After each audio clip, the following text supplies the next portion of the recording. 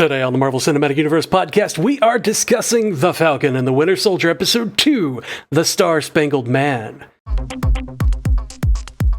Welcome to the Marvel Cinematic Universe podcast. My name is Matthew Carroll. And I'm Jeff Randall. Jeff, buddy, how are you? It's a stressful day, sir. It is a very stressful day. And in our producer chair, we have J. Scotty St. Clair. How are you, man? Doing well. Trying not to sweat it. You guys are handling this stressful situation with a lot of grace and dignity. You guys are star-spangled men yourselves, so I'm happy to be here with you. Thanks for having me back. Get your lips off my ass. I think I said that to you last episode, too. Yep, I think you did. I think that's going to be the thing, is you're gonna tell us how great we're doing, pat us on the back. You guys are fine. Stop it! It's awful. It's all bad. Yeah, so we're dealing with a lot of technical difficulties today. If you're watching this on video, you can probably see that I'm in a weird close-up because I'm having to use my phone for this today because I had two computers crash on me this morning. But we're moving forward. We're going to do this. So let's get into this episode. Let's just get right into it. What did you guys think of the episode? What's your initial takes? How so many parts of this episode where I was watching tearing up because everything that was in front of me is just so beautiful. It's cinematic, it's grandiose. It's there's so much good going on in this episode. But then also there's so much just I want to punch his face again. Bad. And now there's two faces that I want to punch.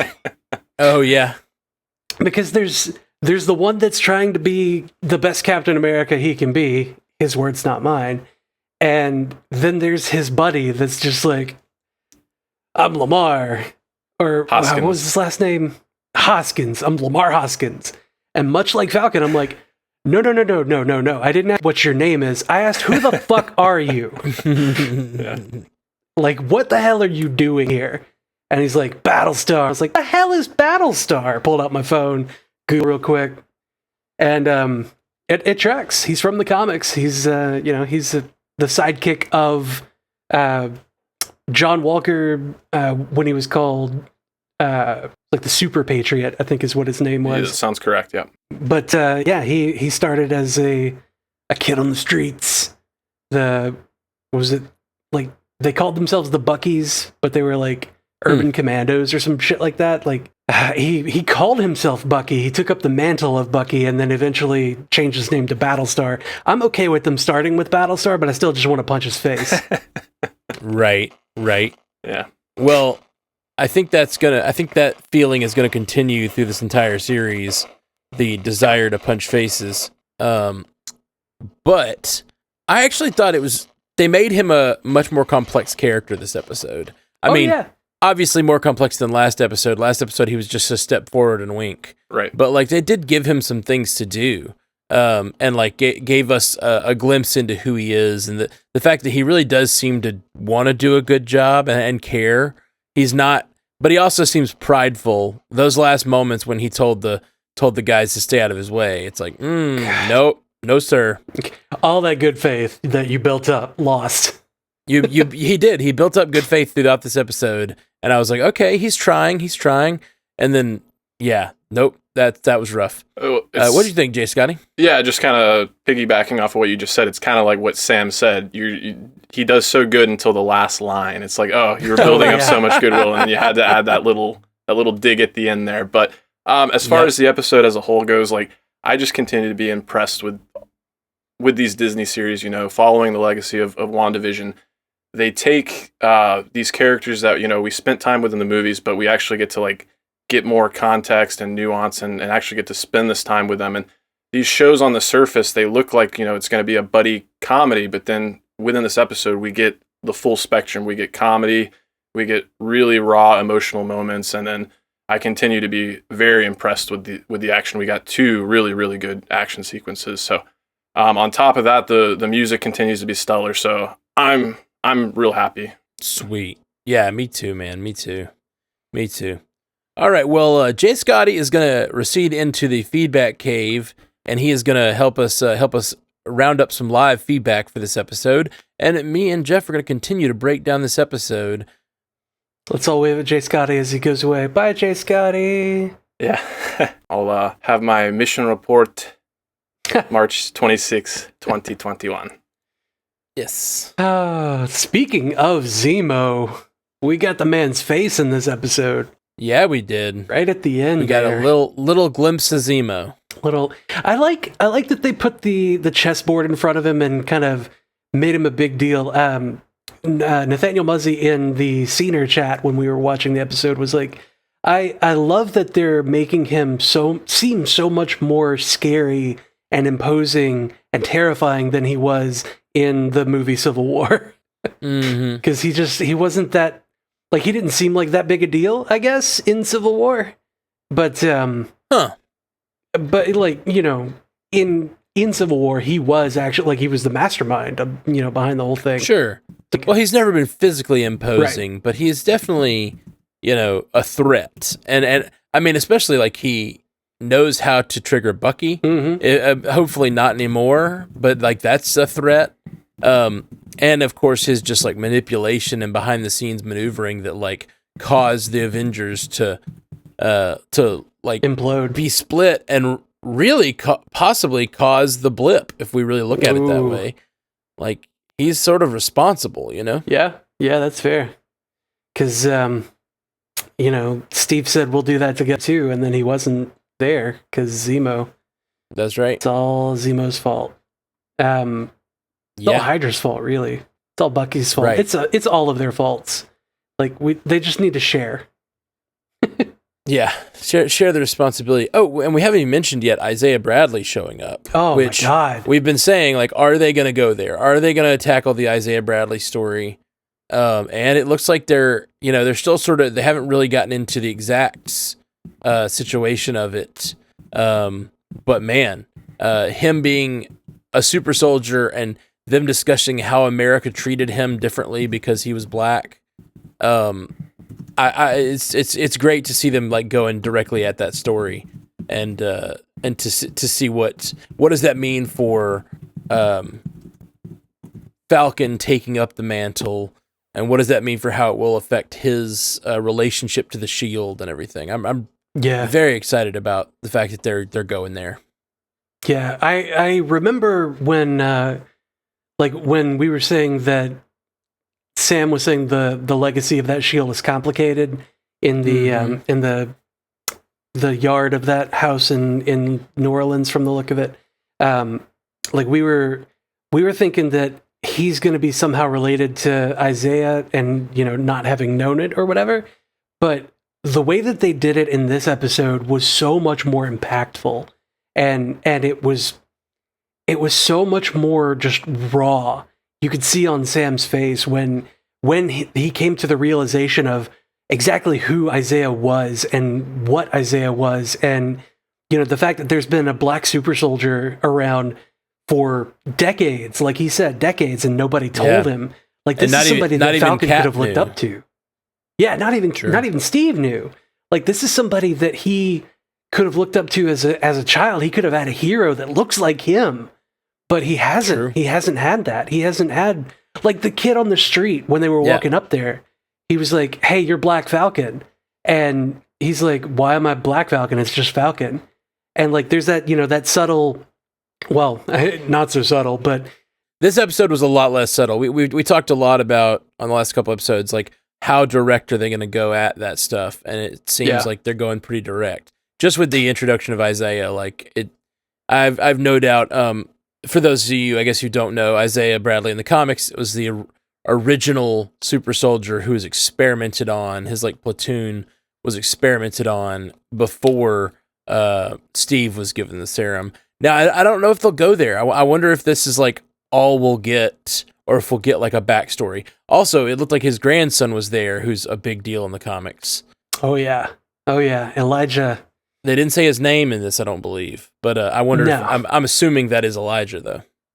Yeah, I think we're left to assume that that's Elijah. Just the fact that Isaiah is here is like hugely impactful to the thought that we are going to get Young Avengers. Like, we have been saying Young Avengers is coming But now, I mean, Elijah Bradley, as some people out there may not know, Elijah Bradley is the grandson of Isaiah, got a blood transfusion because he needed one for whatever medical reason. He got a blood transfusion from Isaiah. He's probably going to need one at the same time that She-Hulk needs one. Right. Just get them all done at the same time. Yeah. So you get a bulk discount if you get all the superhero blood transfusions. It's buy one get one free. Really, it's there's a coupon for blip returners.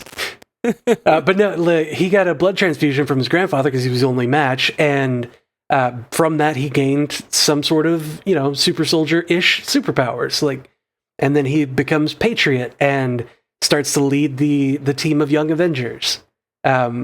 So we're looking at a handing the torch kind of. I think maybe this whole phase might be handing the torch to a new set of Avengers. Because we had so many before that were, their contracts are up in a meta sense, but they're also, they like Tony's dead, Cap's gone or retired or whatever. He's on the moon, like we said.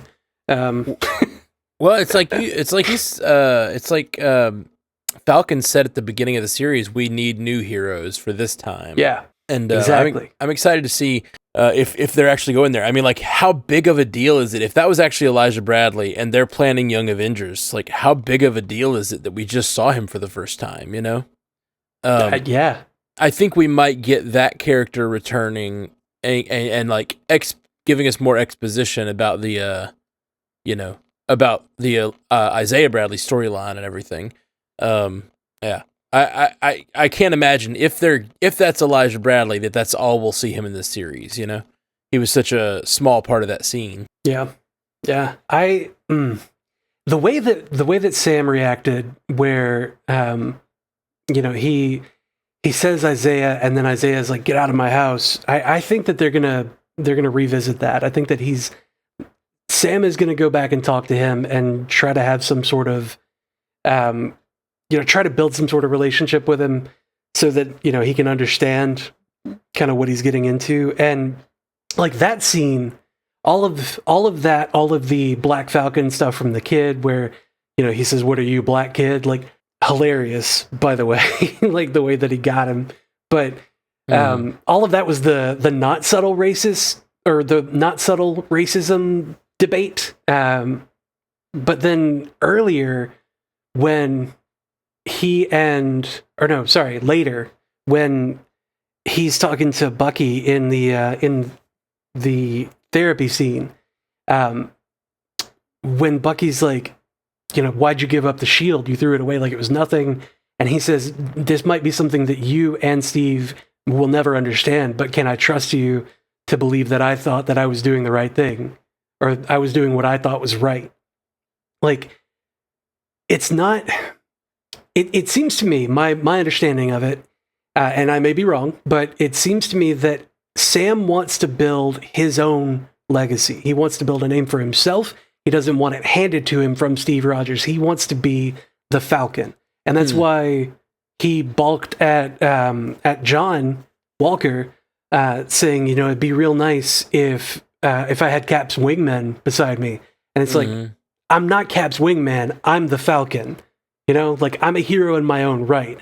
I'm not an extension of Cap. I'm not an extension of Steve. Like, that's what he wants is his own legacy built. And like, I can respect the hell out of that, Yeah. That's interesting. I haven't gotten that, I guess, from the show yet. I feel like I haven't seen that in him in the show. I can definitely see that as a possible motivation for him, but I haven't seen that in him. I see like, it seems more like when he describes why he's giving up the shield in the first episode, he says, these symbols mean nothing without the people behind them, and like this is Steve's symbol, and it seemed more like he was trying to pass on the idea of trying to take Steve's legacy or take up Steve's legacy. I haven't seen that in him where he's like, I need to establish my own. But you may be right. I think that's. I mean, it could be both. Yeah, yeah, for sure. I guess I haven't heard him say anything that would lead me to that. But yeah, it's possible. I feel like it's really subtle. Like, you know, the stuff in Baltimore was not quite so subtle, but I feel like the turmoil that Sam is feeling is a bit more, it's a bit more of that subtle working out things internally before bringing them out. And I say that because, or I say the things about Legacy because that was his whole focus in New Orleans was his family, and that's saying true. like That's a good this point. is his parents' legacy. You know, I'm not going to let you throw that away. You know, all of that. Like I feel like that's his motivation. Anyway. Yeah, no. It's a good point. It's an interesting. We talked a little bit about it last week, but the idea that he like is trying so hard to hold on to the legacy of his parents and trying to pass on the legacy of Cap. And there's also he, like you said, he says that line, "Do you trust that I thought I was doing the right thing?" We've talked about the idea that like maybe there was some contingencies connected to him giving up the shield. Like maybe if he hadn't given up the shield, they wouldn't have given pardons to all the people that needed pardons. You know, maybe like Right.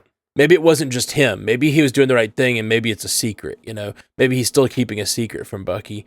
Maybe not. Maybe that's all just conjecture that it will be our new Mephisto. But like, I still think there's the possibility that there's something that went on that we don't know yet. Something that a line that echoed last episode to me that we hadn't really talked about in the sort of racial discussion of the bank scene is when the banker says, "I'm on your side. You're a hero. I mean, you're a hero." Right. And then in this episode, the police pull up on them, and the police say, you know, they're getting into it, and he's like, "Oh wait, do you know who this is?" And they're like, "Oh, I'm so sorry. I didn't know who you were. I didn't recognize you without the goggles." And it was just like, okay.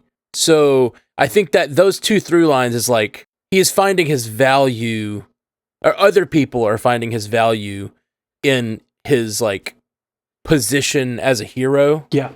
And not as the man that he is. Right. And I think like they're definitely playing with something with his like legacy and identity, what that means for the world around him to interact with him. Yeah. You know, it's his celebrity status is being put up on this pedestal.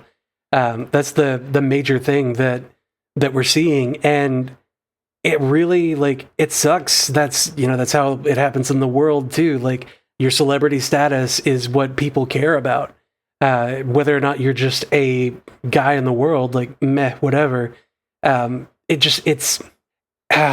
think that Isaiah probably said it best, and this might get some controversy in our feedback. Is that Isaiah said, "You think you can just wake up and decide who you want to be one day?" And he said, "Well, maybe people like you can do that."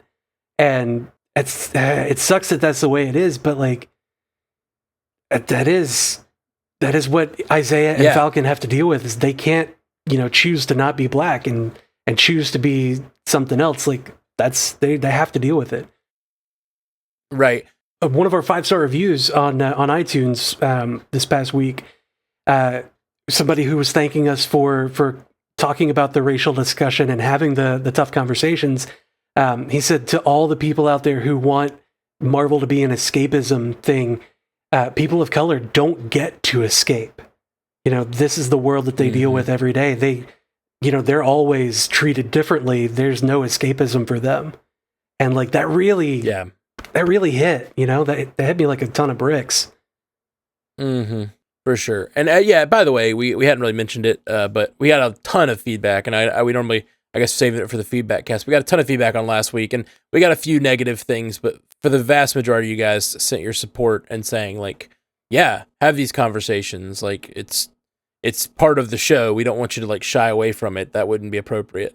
And so we appreciate you guys' support in that, because we don't plan to, regardless, but like, really made us feel cared for by the Panda community. And even the people that reached out and disagreed with us on some things, most of the Pandas were still like, but still discuss what you need to discuss. We appreciate the conversation. And that meant a lot to me. Even the people who very much disagree with some things that were said last week, a lot of people still wrote in like, yeah, but still appreciate the conversation. And that's just, it's super cool. Yeah. I really appreciate this community a lot.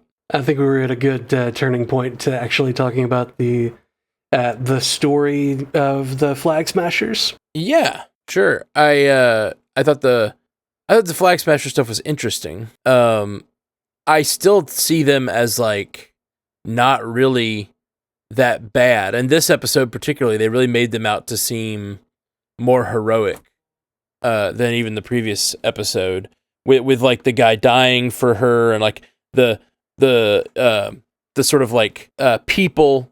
They're sort of people's champions in a way, you know? Man, with that scene where they were kind of in that safe house or whatever, when the guy was like one world and they were like one people, like, I kind of agree with that, you know? Like, they're supposed to be this villainous organization, but I don't feel that. Like, I feel like this new Captain America, quote unquote, John Walker is more the antagonist, and I think there's just a misunderstanding or a there's a Killmonger situation going on here where they've got the right idea, but they may be doing the wrong things. I think. Yeah, possibly. It's really interesting. It's like, I think what, if done artfully, this could be a story about the new Cap, John Walker, being like America first, and then this other group being like destroy all countries, and then like our heroes finding themselves in between those two things. You know what I mean? Like the value of symbols and the value of legacy and the value of our country. But also balancing that against like protecting all people and reaching out to people when needed and helping across borders and things like that. Like it could definitely be as you said, Killmonger situation where they're pushing in a certain direction, but maybe they go about it in the wrong way. It reminds me of that phone conversation we had last night of the militant moderate. You know, our guys find themselves directly in the middle. Like, I kind of agree with both sides, but maybe we could come together on a way to do this the right way, you know, so that we don't, we don't go crazy either direction. It's like, we're soldiers. We're American soldiers, both of us, you know, like them, not us. Sorry, no stolen valor here. Right. The characters are like, We're both American soldiers. We see the value in America and the ideals of America, but like also I think John Walker is going to go too far. They mention at the end, they say it doesn't make sense for us to work together because you have certain rules that you need to abide by. But what I think is interesting is I think once we get out there, it's going to be them and their morals and their rules that end up having them abide by different choices, I guess. We have a different set of rules. Yeah. They're internal, not written down anywhere. Yeah.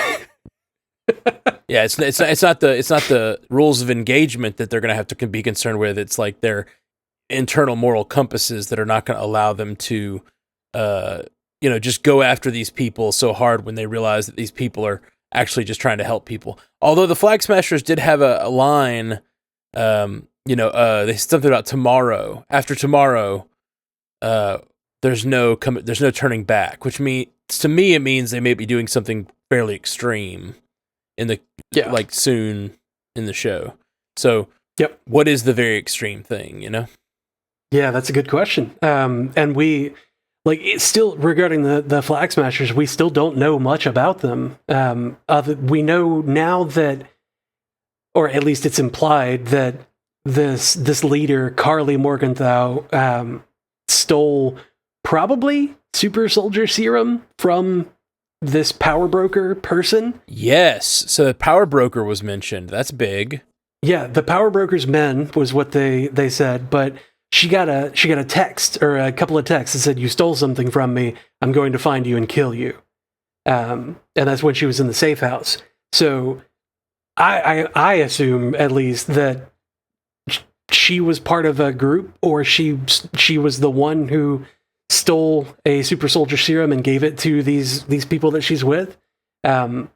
and who this power broker is the guy that had it, and it now wants it back or wants to kill her for taking it. Mm-hmm. We don't know much about him. I think I said last week, like, I'm gonna have to go read a bunch of comics. I haven't read a single comic this week. I'm bad at like following through on that. Honestly, I think it's good that we're not like getting too buried in the books, because that's kind of what happened with WandaVision. We got real buried in like what's possible from comics and didn't like really analyze what was going on screen as much. That's my thing now. That's my that's my new shtick. That's my new moniker, is the book man. The book broker. Yeah, I'm the book broker. Okay, I say we turn to the chat and see what's been going on, see what other people are saying about this episode. Well, in order to turn to the chat, we gotta get J. Scotty St. Clair. J. Scotty St. Clair, what's up, buddy? Oh man, at ease, soldier. I was trying to do my most douchey wink there, but I don't know how it came across. Oh, I get it. It's been good. We've had some good discussion in the chat. Not surprising with the nature of the show. Just as I kind of mentioned, the full spectrum. We got some thirst comments. We got some comments highlighting the humor. We got some comments that dove into the more ethical and civil rights as well as the political sides of things. So, let me just go ahead and get into it here, unless you guys have any. Yeah. Right off the bat, we've got RG Hose 112. They say, "Bro, my heart broke when Bucky said if Steve is wrong about you, he's wrong about me." Oh, God. That is such a crucial line for that mental state. Oh, my God. It makes me really wonder how Steve said goodbye to Bucky, because we don't really ever get that moment. And I really wonder if we'll get it in this series, because, like, I want to know what he said to Bucky. Because in a way, like, that line could be taken a few ways, because Steve also decided not to give the shield to Bucky, which, was a possibility from comics. Mm-hmm. And so, like, Steve clearly chose Sam for his legacy, but based on that line, it sounds like Steve believed in Bucky, which we know he did because he fought for him so hard in Civil War. He relied on him a lot in the end, in Infinity War, and in the final battle. I would hearken it back to that scene in Civil War, especially when they're in I always mess up the name of that city. Was it Bucharest? That sounds right. Yeah, and he's basically like, having that recognition that, oh, you're Steve, and he's like, you don't want to hurt anybody. He's like, people always get hurt, and it's like Steve immediately had that faith in him all along, even when he didn't have it in himself, when he was completely clueless. And yeah, I like you, I'm kind of curious about how much time they've actually got to spend together, because we know he spent the majority of his time in Wakanda, and even Sam highlighted, the last time he stole the shield, he and Steve were on the run for 2 years. So how much time did they really get to spend together? He's probably basing that entire thing off of what Steve did for him in Civil War, I would have to imagine. Yeah, I think you're right. Unless there was some final scene that we never saw, and a goodbye, that would be a beautiful way to end this series for Bucky, is like to finally get that flashback of like what Steve said goodbye, how Steve said goodbye to Bucky. That would be cool. What does the end of the line look like? Oh man, I'm with you to the end of the line. It would be so so sad. Yeah. Do you think Bucky knows where Cap is, and like goes to visit him in the old folks' home every now and again? Or is if Cap he's still around, dead? I would certainly still hope around so. it. He'd have to. Yeah. Now he wrote him off. It's like, you're old now. Can't hang out with you. The real question: does Sharon Carter visit him, and how awkward is it now? Oh yeah. Hey, Uncle Steve. And then if Sam comes in, he's gonna be like, didn't you kiss him? She kissed him, right? Like, looks at Bucky. Bucky's like, God, Sam, don't make it weird. I feel like we need that scene. I feel like we need that awkward scene now. That would be so wonderful. That shield has a complicated legacy. Oh no, Scotty, no! I'm sorry. No, don't take it there. It's I'm weird sorry. now. I'm sorry. You broke it. So sorry. Man. Well, Interesting you bring that up. That line that's in the trailers, this shield has a complicated legacy. That's said at like Sam's New Orleans home while he's practicing with the shield. But we have not seen that scene. So like, does that mean that was... I mean, we know that Marvel likes to lie to us, so that scene could be totally fabricated, or is that a scene that's left to come?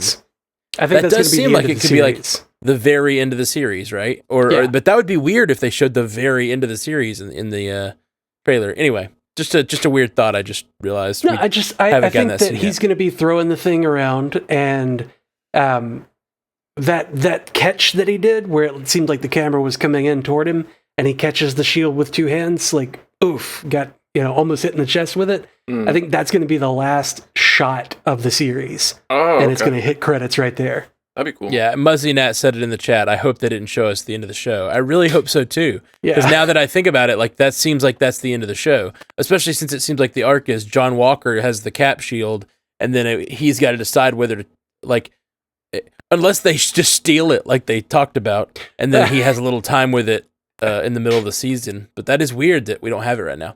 What else we got in the chat? Hey, Scotty? Yeah, so Mr. Matthew Fox, a.k.a. the Ethical Panda, he's chiming in with, he thinks that Stan and Kirby, referring to Stan Lee and Jack Kirby from the comics, would be so proud of this episode. The episode is in the best traditions of Marvel, using a great story and allegory to comment at real-world topics, race, trauma, and mental health, military, nationalism.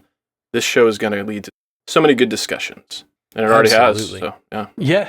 Yeah. It's also going to lead to a lot of positive and negative feedback on our show. Hey. Speaking of discussions and conversations, I think they're doing over on Matthew Fox, who just sent that in, looks like they might be doing an episode by episode watch of this because it is so tied in with these ethical issues. And so Superhero Ethics, if you guys want to check that out, they'll be doing, it looks like maybe weekly episode discussions on this show. That's very cool. I know they recorded one last night after they watched. So that seems like the perfect show for it. So yeah, for sure. There's a lot to talk about with this one. In regard to that, I find myself pulling back to like try not to get too in the weeds on it because I'm not an academic ethicist. I'm not like extremely well versed in the world of politics. It shouldn't be political, but it is. So I'm kind of like holding back and just like saying what bursts forth. But those guys are really going to get into the weeds on that. So if you have strong feelings in either direction and want to hear other people have strong feelings, like go check them out. Yeah. Is any of our feedback, Jay Scotty, involving the Global Repatriation Council, the GRC? I didn't see any comments that mention that specifically, but I have my own theories that Power Broker is going to be tied into that. And Muzzy did have a good comment regarding Power Broker, if you want to get into that. Hit me. Sure. So he said Carly from the Flag Smashers shares a last name with Power Broker from the comics. I'm guessing she's his daughter, and he's who texted her. And then he goes on to say, my theory is her dad created the Flag Smashers for New Cap to fight and to make nationalism appealing, and she broke off and stole the super soldier serum. But that's all conjecture. But we know Muzzy's pretty versed in the comic source material, so... Didn't Matt say, like, we're not going to turn to the comics for what could be? No, I didn't say that. He said specifically, we're never looking at comics again. Yes, we're never talking about a comic book again on this show. Okay. I think that's what I said. Yeah. Yeah, I think those were your exact words. You heard it here, folks. Never talking about comics again. Yeah. Yep. Jeff, was there something specific you wanted to say about the GRC? No. I find it very interesting that that's not something that we heard talked about in Spidey or in WandaVision. Like, there is a council, a global council even, on getting people kind of resituated after the blip. Like, we always we always kind of laughed at, like, people just kind of pop back in. But, like, if the world had moved on for 5 years, like, where would we be at that stage when half the people come back and, like, they're expecting to have homes, they're expecting to have jobs, they're expecting to have lives that just aren't there anymore. Like, that makes half the world a bunch of refugees, like they said. And, you know, to tie into the power broker discussion of him being part of the GRC, specifically, John Walker was saying that they're moving resources. You know, they're distributing resources, and radical revolutionaries I think is what he called them. Sounds right. But he said they don't work for anybody. Like, they're not good for anybody. And Sam says that's usually something that's said by the people with the resources. So it's a discussion of resources more than anything. And the power broker is the one that's in control of the powers. Right. You know, like, he decides who gets powers or whatever. So, like, that might be the resources that he's dealing with, or that the GRC is dealing with. But, like, I feel like John Walker is going to come into, like, there's going to be a lot of contention coming into some sort of being a super soldier, you know, for him, or for Battlestar, or for Torres. Like, there's all this precedent in comics for those guys to have some sort of power. And I think that Power Broker and the GRC are definitely going to be a big part of that, because it's a problem of resources, right? Right. I just love that they're going to tackle the real, like, effects on the regular civilians after the blip, you know? Like, all these people coming back, and the idea of the GRC, like, that the entire idea of just, like, trying to rebuild the world and repatriate everyone and, like, put everything back like it was.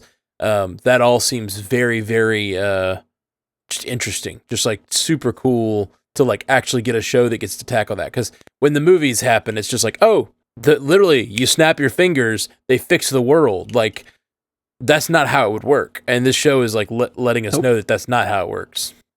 Mm. Like, if it had been a few days, it would have been fine, because we were sad for 3 weeks, but no, it's been 5 years. Like, there are people that have been trying to move on. Yeah, you know. Well, and I keep thinking of, like, crops. Like, yeah, after 5 years, you would reduce the number of crops you're making and stuff. Like, there wouldn't be as much corn and wheat because you'd have half the people in the world. And then, like, suddenly all the people are back. Like, how do you distribute enough food for everyone, you know? Yeah, I mean, that is a part of the question that they're dealing with. I think that's the big thing that the GRC is going to be working for, is, making sure that the resources are properly distributed, and, that everybody gets something. It's real. It's kind of scary. Like, the thought of that, like, the world might go into more chaos at this point, you know? Mm-hmm. If we want to change gears to Dollar General America, we don't have Katie Rose in the chat this time around to embrace that moniker, but we do have some comments regarding Mr. John Walker. Some a little more pointed, and some with a little more nuance. But our Breeze Rob has a pretty good one. He says, "I want to punch his face as well." For some reason, I thought you said, like, he has a really nuanced one, which I guess he does. But for some reason, when you said he has a really good one, I was thinking you meant nuanced. Like, and then the first thing, I really want to punch his face. I'm like, well, is that as nuanced as we get? No, I'm just kidding. Go for it. Yeah. I want to punch his face as well. However, he is on a mission. He doesn't want anything to interfere. Mission comes first. That comment is what it is, but his attitude toward his new role is what is expected. And then Mr. Fox comes back with, what I like most about Walker is that he's not being written as a hero or villain. He's a person with a complicated set of motivations and perspectives, doing things that make sense for who he is. He may be an antagonist in the story, but he's being presented as a full person, not just a villain, which is so good. Yeah. And the Flag Smashers seem the same way. So I love a show when you've got 3 distinct groups. You've got the Flag Smashers, the sort of government, and then you've got the heroes in the middle, and, like, Falcon and Winter Soldier are pretty much on different sides at this point. And they all have complicated motivations. They all seem like fully fleshed out characters. That's a really good point. Mm-hmm. Just to give a little credit to John Walker, hopefully I don't get too much flack for it, but I was actually pretty impressed to see how well he was able to handle that shield. Like, we saw the little snippets of Sam throwing it, getting stuck in the tree, but even in that scene where they kind of descended and had to help Bucky and Falcon there, even Bucky had that look like, am I like side by side with Steve right now? So there's something to be said for the guy. Yeah, and him throwing his shield to save his friend, like it all felt very Steve-ish. And like when he's like on the edge of the thing and he pulls himself up, like I was like, and just goes in on these super soldiers. I was like, he's brave, he's strong, he seems like really like he's trying to do a good thing here. But I have a feeling he's gonna lack nuance and he's gonna lack humility. And those two things are gonna be his downfall. It seems like in the moment, like in the fight, he is very much just the same as Cap as Steve was. When it comes down to it, like he's going to do the right thing. He's going to save as many people as he can. He's going to save his friends. He's trying to fight the good fight. But then when it comes to like being outside of the fight and talking to anybody, he's just such a prick. Like, I hate him so much when he speaks. But like in that moment when he was throwing the shield around and trying to, like, yeah, he seemed like a hero. Especially when they got into the more personal moments with him where he was, not trying to put on the facade of Captain America. When he was just having a discussion of like this is a lot. There's so much on me right now. Like everyone expects something of me. Right. Like I can see, that person there, like there's a lot of real human in there.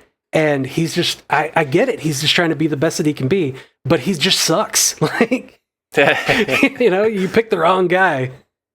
Yeah. Well, that's the thing is like, they built up so much goodwill with him. Like it's that first scene. I was like, oh, they're doing it. Yep. Because I joked in the Stranded Panda chat on Facebook this week. Link in the description, everybody. I joked that what I want to see is them like take this character who we all hate immediately, and by the end of the series, make us love him. Maybe we won't want him to be Cap still, but we'll love him. And as soon as this episode started, I was like, oh, they're gonna do it. Like they're already humanizing him in such a big way. And then the end of the episode, I was like, Falcon was right. That you always got to have that one last line that like ruins everything, Last episode, it was a wink. This episode, it's like, stay out of my way. He just turned into such a bully. Yeah. He's such like a schoolyard bully when he's like, just get out of my way, kid. Like, don't talk to Falcon that way. Right. Don't talk to Bucky that way. Who the hell are you coming in there like that? Like, right? We've been with these guys for years, like a decade now, and you just showed up now. You don't get to talk like that. Well, after gussing him up a little bit, I wouldn't be doing my job as producer if I didn't knock him down a peg as well as incorporating some of our fantastic thirst comments here. So, Melissa, she's got a great comment here. I'm drier than I've ever been since fake ass Cap took up half the episode. That's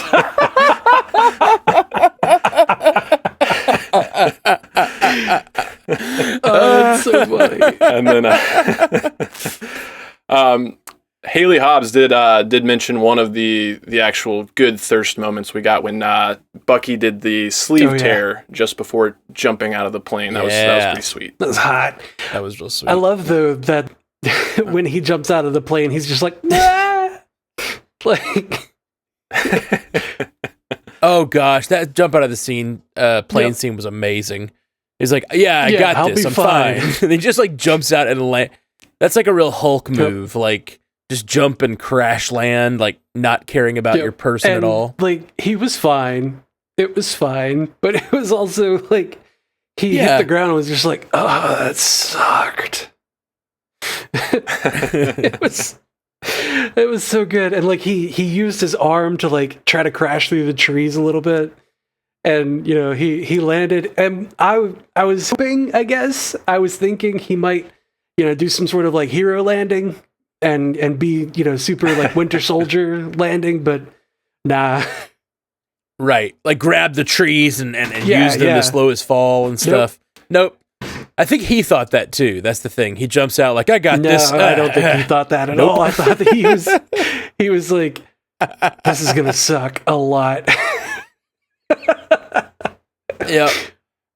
I got to imagine Sam has it set up to where Red Wing's footage automatically gets uploaded to the cloud, because it'd be a real shame if we never get to see that footage after Red Wing got taken out. You know? Did he go back and get the hard drive? Like, we really need that.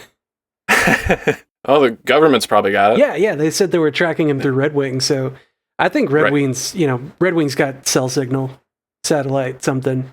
Turns out Red Wing's been the spy all along. Red herring. We thought someone on his team would betray him. Turns out it's Red Wing. Red Wing has been Mephisto the whole time. There it is. All right. Any other comments in the chat? While we're talking Scotty? about Bucky being in the field, Melissa brought back up again that she and Haley were discussing about, does it feel odd that Bucky is back in the fight? It seems like part of his pardon mentioned last episode that it should include not going on missions or being in combat, which, got kind of brought up at the very end of the episode too with the therapist. What was rule number 2? Don't hurt people. And we know he's going to see Zemo if he wants to hurt somebody. Probably that guy. Also, it seems like it would be better for him not to get into the fight, but Cap, the new Cap, says like, yeah, he's too valuable an asset to leave on the sidelines. Like, we need him in the fight, and like basically uses his power as Captain America to clear him of his responsibilities to his own self-care. So like, that's like not a great thing. Yeah. I have a thought on that, honestly. Like, in the moment, I was, I felt like Bucky went along with Sam. Like, he said, I'm coming with you. No, you're not. And he was still there anyway. I feel like that's him. Like, he seemed a lot more excited about doing something, like than we saw in the last episode. I think he feels like he now has purpose, or because, in the discussion with the doctor in the last episode, the doc said, you're free. And he says, to do what? It's like because he doesn't have a mission, he doesn't have a purpose, and he's just kind of wasting away. But now, since these flag smashers are out there and Sam's work to do, he's like, well, shit, I now have a mission. I'm deciding I'm going to do that. Like, I'm going to help. I have, and he seemed like he was more chipper and upbeat, even if he was kind of grumpy about Sam. Because, they pick at each other. Melissa is providing some additional feedback in real time. She's mentioning the fact that the therapist did say that he's a civilian now. So yeah, it's almost even more of like the good cop or the buddy cop relationship. The fact that, Sam's still trying to work within the system to some regard. Are they going to flip-flop by the end of the series? Maybe. Yeah. It really also all brings up the questions of like the Sokovia Accords and who are they, and like she said he's a civilian, but I guess Falcon is some sort of contractor. So is he like an Avenger? Is he working as an Avenger in all this like sort of third party, not really with the government sort of situation, or is he something else? I don't know. It's interesting. I'd like a breakdown, like the legal situation, because apparently he's enough outside of the system that he can do things that John Walker can't do, but he's still in the system in that the Sokovia Accords still exist. Right. So I don't know what all that means. We should get a good breakdown on the She-Hulk series. There we go. Yeah, right. That'd be so good if that whole series is just like super like Marvel in-universe legalese about the Sokovia Accords. Just everything we've seen so far in retrospect from a legal standpoint. Yeah, I love it. I'd love that. Yeah. And that actually, like, that makes a lot of sense. We've talked a lot about one of the major problems with the Sokovia Accords is that they require sort of like approval from a government body before they act. Maybe that's what She-Hulk is about, is it's the show where they deal with things after the fact. They deal with things after they've happened. They like punish or reward people based on their actions in the field. I don't know. That'd be cool. I mean, there was a damage control series in the works at one point in time, right? Yep. Yeah. That was going to be a comedy series, from what I remember. That's right. Yeah. And then DC did a similar one. Yes. With I actually liked it. I thought it was pretty good. Was that Powerless? Yeah, okay. Powerless. Okay. That was pretty good, but it never really found its footing. Well, it was in the wrong universe to be fair. Good. That's fair. I'm not saying anything. Speaking of that universe, though. Speaking of that universe, we do have we covered the Snyder Cut. I meant to mention this at the top or something. We talked about the Snyder Cut on Bingers Assemble this week. So me, Jay Scotty, and Ashley, so two of our wonderful producers and myself from here at the MCU Cast talked about the Snyder Cut over on Bingers Assemble this week. So please go check that out. And please subscribe to Bingers Assemble. That show was built on the idea that we would have movies, and we finally have movies again. Yeah. So we spent 4 months. I know, right? We spent 4 months building that show, and then as soon as we got it built, and did a 13 episode run of X-Men movies, all movies were shut down due to COVID. And so now it's a year later, we're finally getting movies again. So it's exciting. We're covering the Snyder Cut, and then we're also going to cover the Kong versus Godzilla. Me and Nathaniel Muzzy are covering Kong versus Godzilla, which I'm very excited about, actually. That series has been better than I realized that it would be. Yeah. I've been really enjoying your guys' coverage of that. Thanks, man. Yeah, and it was a hell of a lot of fun to hop on Bingers and discuss the Snyder Cut with you. All right. We're veering off the rails, getting into DC territory. We should wrap this up. Yeah. Let me collect the last few comments here. I can kind of pull them all together because they are all kind of relating and hoping for some comics deep cuts. So El Dimshar, they're hoping for D-Man to pop up, and I wasn't familiar with D-Man just based on D-Man, so looking it up, D-Man is Demolition Man. So that would be certainly interesting and kind of ties into some other hopes and expectations here. Dr. Kyle Berkeley says that he's thinking the Flag Smashers are either the Wrecking Crew or the Serpent Society, which would be pretty cool. I mean, we got that Serpent Society tease all the way back in 2014 with the slate that was revealed at that point in time. El Capitan Theater. Correct. Announcement. Yeah. I think that was a little bit of a misdirect, though. They were like, "Oh yeah, Serpent Society." No, it's actually Civil War. Yeah, for sure it was, but that's that would be cool if they actually did bring it in at this point. Mm-hmm. And then last one here, Ellie Kyar 87 says it was said that 3 properties will come from this series. I think 2 of them will be Young Avengers and Masters of Evil. So, Zemo was the last thing we really saw. I think Masters of Evil will be a property, though. Will it be its own property? A la Suicide Squad or whatever. I think that it's going to be more Thunderbolts. It might be we'll know that it's Masters of Evil, but it's actually Thunderbolts. On the front, the facade is Thunderbolts, and they're like, "Oh yeah, government team." No, Masters of Evil, Dark Avengers. Give me Dark Avengers. Right. Well, there's that. There's also, as she mentioned, Young Avengers, Armor Wars. I think will spin off of this series. Who ends up coming out of this series with their own thing? I think Zemo is a good call. I think Armor Wars with Rhodey and possibly Falcon and in there. Winter Soldier could end up with his own thing. I don't know. Yeah, there's a lot of good We need that going Winter on. Soldier series. Yeah. What was it somebody said last night? The burn notice. On the chat. Yeah. Burn notice, my name is Earl. Yes. Thing. Yes. Burn notice meets my name is Earl. Oh gosh, who said that last night? Was it Brian Keegan and maybe Muzzy? I don't know. Brian Keegan sounds right. I do believe that's correct. Yeah. That's a clever guy right there. Mm-hmm. Yeah. And someone else, and that's not coming to me right now. But we need a Winter Soldier show that is Burn Notice meets My Name is Earl, where he's checking things off his list. Oh, it was Paul Hoppy who did he did the whole intro. That's what it was. Yeah. Paul Hoppy rewrote the My Name is Earl intro, but it included details from the Winter Soldier's life. Nice. Really, really funny. Okay, well, sounds like we're about wrapped up, guys. Jay Scotty, thank you for being here. Pleasure. Tell the people about your new podcast that should have a feed very soon.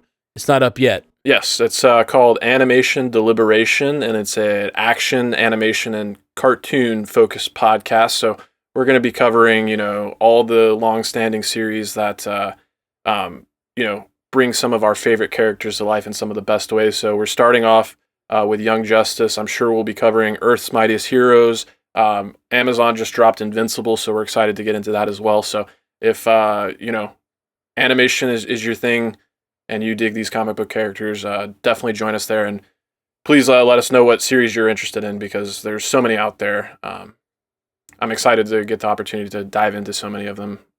So yeah, please join us. Yeah. I'm pumped for that show to be on the network, and like animation is definitely a big blind spot for the network up until now, so it's going to be cool. Cool. All right. Well, that it will be all for us. We'll be back soon. Please check out the Bingers Assemble feed for lots of fun stuff, and we have trivia in Marvel Cinematic Universe trivia every Wednesday night. We start the feed at 7:00 on twitch.tv/StrandedPandaTV, and we go until and we start the actual trivia around 7:30. And like all you need to do is sign up for a Twitch account, and you play right in the chat. It's a lot of fun, and we give away prizes and stuff. We're giving away 2 Oculus Quests this season, so if you get a chance, come hang for that. All right, peace. Later. Until next time, true believers. Thank you for joining us for the Marvel Cinematic Universe podcast, available everywhere you get podcasts, and now a video version streaming live on twitch.tv/StrandedPandaTV and available at youtube.com/StrandedPanda. And if you'd like to learn more about all of our other podcasts, geeky projects, and ways to support the network, visit strandedpanda.com.